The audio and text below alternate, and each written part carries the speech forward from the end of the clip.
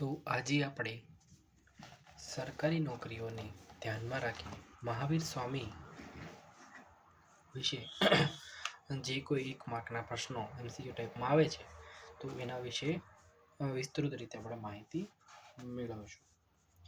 મહાવીર સ્વામી કે જેમનો જન્મ ઈસવીસન પૂર્વે 540 થયો હતો. જન્મસ્થળ તો કે વૈશાલી, બિહાર. ક્યાં થયો હતો? વૈશાલી, બિહારમાં, જે હાલમાં કુંડગામ, હાલનું કુંડગામ વર્તમાન બિહાર ના વૈશાલી જિલ્લામાં, કયા જિલ્લામાં? વૈશાલી જિલ્લામાં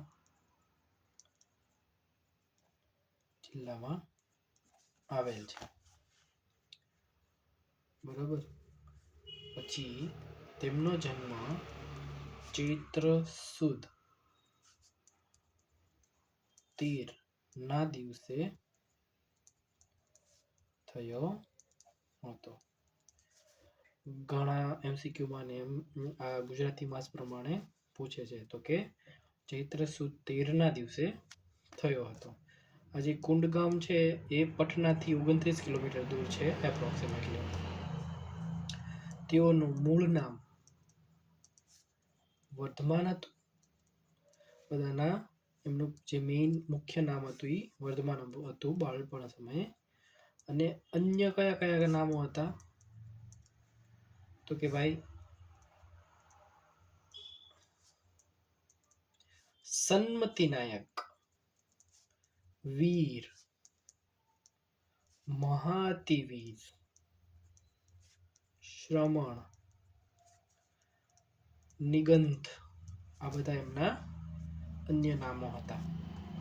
તેમના પિતાશ્રી જે રાજા હતા તેનું નામ હતું રાજા સિદ્ધાર્થ, જેઓના તેઓ પુત્ર હતા.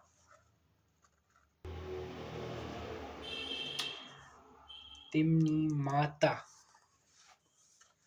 માતાનું નામ હતું ત્રિશલા દેવી અને પત્નીનું નામ હતું યશોદા. માતા અને પત્નીના નામમાં કન્ફ્યુઝન ન થાય એનું ખાસ ધ્યાન રાખવું. ઘણા પેપરમાં બંને ઓપ્શન જ્યારે આપ્યા હોય ત્યારે ઘણું કન્ફ્યુઝન થતું હોય છે. ત્રિશલા દેવી અને યશોદા. જેમની પુત્રીનું નામ હતું પ્રિયદર્શના અને જમાઈનું નામ હતું જામાલી. એમ તો યાદ રહી જાય. જમાઈનું નામ હતું જામાલી. તેમનો કુળ ઈક્ષ્વાકુ અને વર્ણ પીળો. જ્ઞાન ક્યાં પ્રાપ્ત થયું હતું તો કે ઋજુપાલિકા નદીના કાંઠે સાગના વૃક્ષ નીચે. કેટલા વર્ષે તો કે 42 વર્ષે પ્રાપ્ત થયું હતું. તેઓએ સંસારનો ત્યાગ ક્યારે કર્યો તો કે ભાઈ 30 વર્ષની ઉંમરે. બધું પોઈન્ટ વાઇઝ, એટલે કારણ કે તમારે આખું વાંચવાની બદલે પોઈન્ટ વાઇઝ યાદ રહે એ પ્રમાણે આપણે બનાવેલું છે. પછી એમની જે તપસ્યા હતી, ઉગ્ર તપસ્યા જેને કહેવામાં આવે, એ કેટલા વર્ષની વયે કરી હતી તો કે ભાઈ 12 વર્ષ. અને તેમનું જે મૃત્યુ છે એ ઈસવીસન પૂર્વે 468 કઈ જગ્યાએ તો કે પાવાપુરી, બિહારમાં થયેલું માનવામાં આવે છે. તેમનું જે નિધન એ 72 વર્ષની વયે 72 વર્ષની વયે બિહારના નાલંદા જિલ્લાના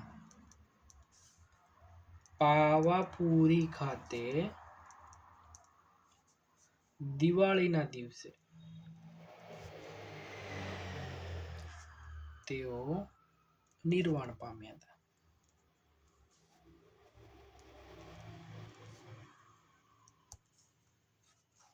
અને તેઓ જૈન ધર્મના કેટલામાં? તો કે ભાઈ 24માં. અને 24માં ને કેવા અંતિમ તીર્થકર હતા.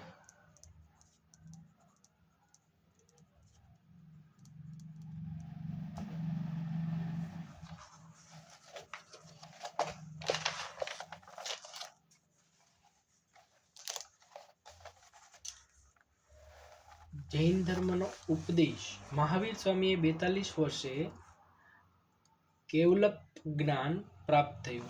કેટલા વર્ષની વયે? તો કે ભાઈ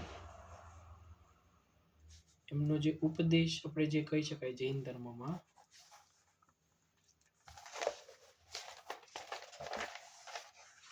એમને 42 વર્ષે છે એ જ્ઞાન પ્રાપ્ત થયું. તેમને ઘણા બધા સાધુ અને સાધ્વીઓને અને શ્રાવકો અનુયાયીઓ એ ઘણા બધાને જૈન ધર્મથી પ્રભાવિત કર્યા હતા. મહાવીર સ્વામીએ પોતાનો ઉપદેશ લોકોને સરળતાથી સમજી શકે તે માટે લોક ભાષા એટલે કે ત્યારે જે અર્ધમાગધી અને પ્રાકૃત ભાષા જે ચાલતી હતી એમાં આપ્યો હતો. તેથી સહજપણે લોકોએ આ ધર્મને અપનાવ્યો હતો. હવે કોઈ પણ ધર્મને પ્રચાર કઈ ભાષામાં જનરલી થઈ શકે? તો કે પોતાની પ્રાદેશિક ભાષામાં. તો જૈન ધર્મનો મહાવીર સ્વામીએ જૈન ધર્મનો જે પ્રચાર છે એ પ્રાદેશિક અને પ્રાકૃત અને અર્ધમાગધી ભાષામાં કર્યો હતો.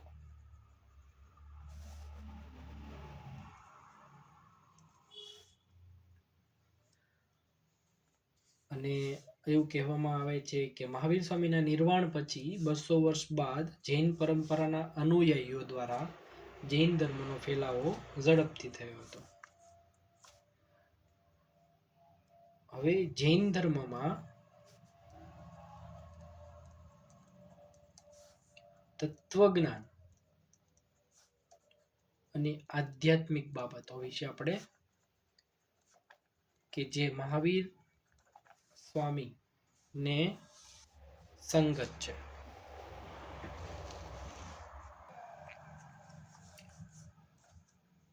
જૈન ધર્મની માન્યતા પ્રમાણે જળ અને ચેતન બંનેમાં જીવ રહેલો છે. જળ અને ચેતન મીન્સ કે જે વસ્તુ હલનચલન કરી શકે છે, જેમ કે મનુષ્ય, પ્રાણી, પક્ષી વગેરે. અને જળ જેવું કે વૃક્ષ, છોડ, વેલાઓ વગેરે વગેરે, જે બધી વસ્તુઓમાં જીવ રહેલો છે. દરેક જીવ પોતાના પુણ્ય એટલે કે કર્મના બંધનને આધારે દેવ, મનુષ્ય અને પ્રાણી બને છે. એટલે મહાવીર સ્વામીના કહેવા પ્રમાણે પોતાના કર્મને આધારે દેવ, મનુષ્ય કે પ્રાણી બનતા હોય છે. જીવનની 3 અવસ્થાઓ મહાવીર સ્વામીએ વર્ણવેલી છે: બુદ્ધ જીવ, મુક્ત જીવ અને નિત્ય સિદ્ધ જીવ. જૈન ધર્મ જે છે એ નવકાર મંત્રનું ઉચ્ચારણ, દેરાસર, જિનાલય કે પૂજાના સ્થળની પવિત્રતા, જૈનના પર્વતરાજ સમાન શેત્રુંજય, ગિરનાર, ચંપાપુરી, પાવાપુરી સમેત શિખર, તારંગા વગેરે મહત્વ, પર્યુષણ જેવા પર્વોની ઉજવણી જેમ કે મિચ્છામી દુક્કડમ જેવી બાબતોને મહત્વ આપે છે. એને મુખ્યત્વે 2 શ્વેતાંબર અને દિગંબર એમ 2 પંથ છે. એમાં બંનેમાં શું ભિન્નતાઓ? તો કે ભાઈ શ્વેતાંબર, જે શ્વેતાંબર સાધકો છે એ સફેદ શ્વેત વસ્ત્ર ધારણ કરે છે. અને આ પંથના લોકો સ્ત્રીઓને મોક્ષની હકદાર ગણે છે.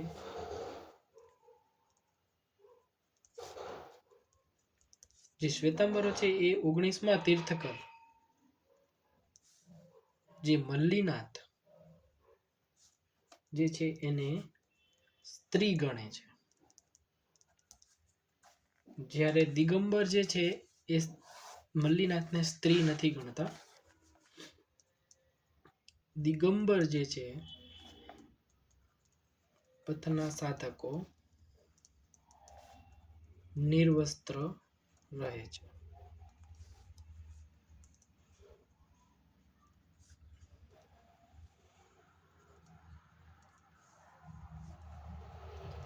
સ્ત્રીઓને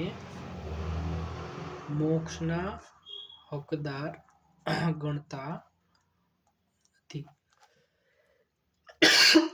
સોરી. અને આ પંથના સાધકો જે છે એ મલ્લીનાથ જે 19મા તીર્થકર છે એને સ્ત્રી ગણતા નથી. તો મુખ્યત્વે શ્વેતાંબર અને દિગંબરની અંદર આ બંને ફેર રહેલો છે. પછી મેઇન મુખ્યત્વે આપણે જૈન પરિષદો વિશે ચર્ચા કરીશું. બરોબર છે. તો આપણે અહીંયા ક્રમ આપી દઈએ, અહીંયા સમય આપી દઈએ, અહીંયા સ્થળ આપી દઈએ, અહીંયા શાસક કયો હતો ઈ આપી દઈએ. બરોબર. એના અધ્યક્ષ કોણ હતા?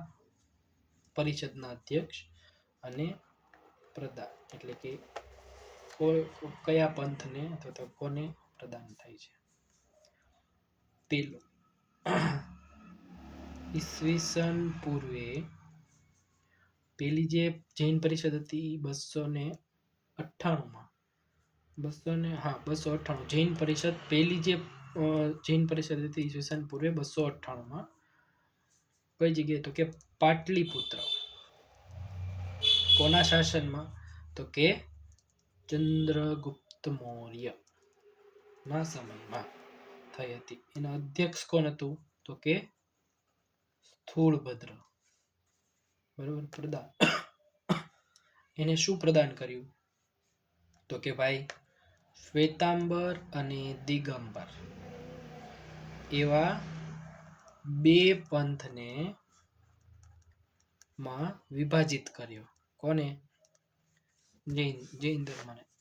શ્વેતાંબર અને દિગંબર. જ્યારે બીજી પરિષદ છે એ ઈસવીસન 512 એટલે ઓલમોસ્ટ આના 300 પ્લસ આના 500 એટલે 800 વર્ષ પછી કઈ જગ્યાએ? તો કે વલ્લભી ની અંદર પરિષદ યોજાય. કોના કાળમાં? તો કે ધ્રુવસેન બીજાના સમયમાં, જે મૈત્રક વંશનો શાસક હતો. તેના અધ્યક્ષ હતા દેવર્ષિ શ્રમશ્રવણ.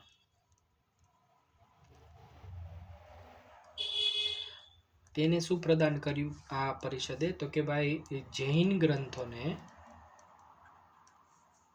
લિપિબદ્ધ સુવ્યવસ્થિત ટૂંકમાં કરવામાં આવ્યા.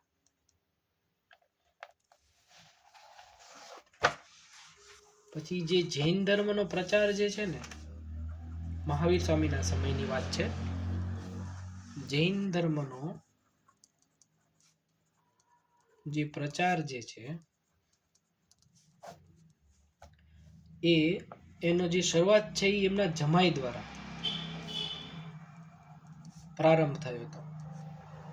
કોનો? જૈન ધર્મના પ્રચારનો. પ્રથમ જૈન ભિક્ષણી રાજા દધિવાહનની પુત્રી ચંપા હતી. કોણ હતું? જૈન ધર્મના પ્રચારમાં આપણે બીજો એક પોઈન્ટ જોઈએ તો પ્રથમ જૈન કોણ હતું? તો કે ભાઈ ભિક્ષણી રાજા દધિવાહન ની પુત્રી ચંપા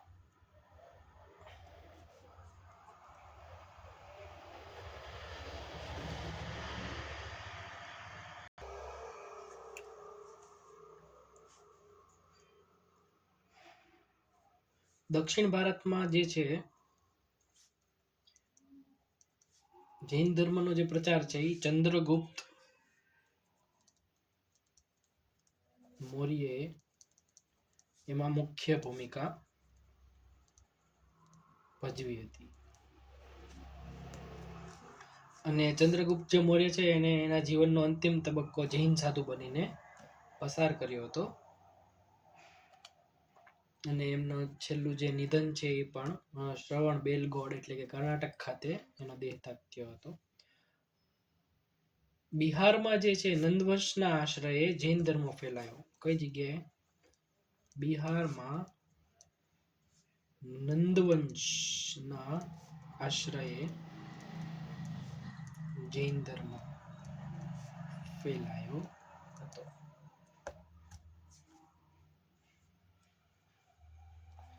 જ્યારે ઓરિસ્સામાં કોનું હતું? તો કે ભાઈ ચોલ વંશના રાજા ખારવેલ એણે પણ જૈન ધર્મનું અનુસરણ કર્યું હતું. હવે રાજાઓ જનરલી જે કોઈ પણ ધર્મનો અંગીકાર કરે એટલે તે આખા રાજ્યની પ્રજાઓ છે એ આનાથી હંમેશા પ્રભાવિત થતી હોય છે. એટલે મુખ્ય અહીંયા આપણે રાજા એ કોઈ ધર્મનો અંગીકાર કર્યો હોય તો એ હાઇલાઇટ કરવામાં આવે છે. જ્યારે મથુરા પણ ઘણા સમય સુધી જૈન ધર્મનું મુખ્ય કેન્દ્ર હતું. પછી આપણે જોઈએ જૈન ધર્મનું સાહિત્ય. જૈન ધર્મનું સાહિત્ય. જૈન ધર્મના પ્રાચીન સાહિત્યમાં 14 પર્વ અને 12 અંગ એમ વહેંચાયેલું છે. આમાં મુખ્યત્વે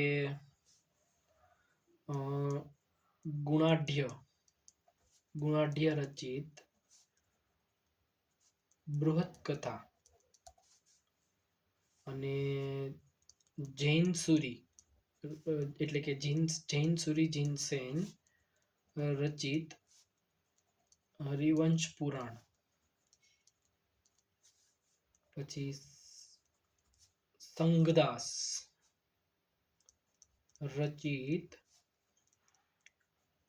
વાસુદેવ હિંડી, આ જે છે એ જાણીતા ગ્રંથો છે. જ્યારે મુખ્યત્વે જૈન ધર્મમાં આગમ અને કલ્પસૂત્રનું નામ તમે સાંભળેલું હશે, જે ખૂબ જ પ્રચલિત છે, જે હેમચંદ્રાચાર્ય રચિત ગ્રંથ છે, જે પવિત્ર ગ્રંથો પણ છે. પવિત્ર ધર્મ ગ્રંથો છે. જૈન ધર્મમાં આને પવિત્ર ગણવામાં આવે છે. તો આ છે જૈન ધર્મનો પ્રચાર, જૈન ધર્મનું સાહિત્ય, ઉપદેશ, જૈન પરિષદો અને મહાવીર સ્વામીનું જે કંઈ આપણે ગવર્મેન્ટ એક્ઝામ કોઈ પણ ક્લાસ 3માં વન લાઇનરમાં મહાવીર સ્વામીમાંથી આની અંદરથી મોસ્ટલી ક્વેશ્ચન આવે છે. આશા રાખું છું કે તમને આ વિડીયો પસંદ આવ્યો હશે. લાઈક કરો, શેર કરો અને સબસ્ક્રાઈબ કરો. Thank you.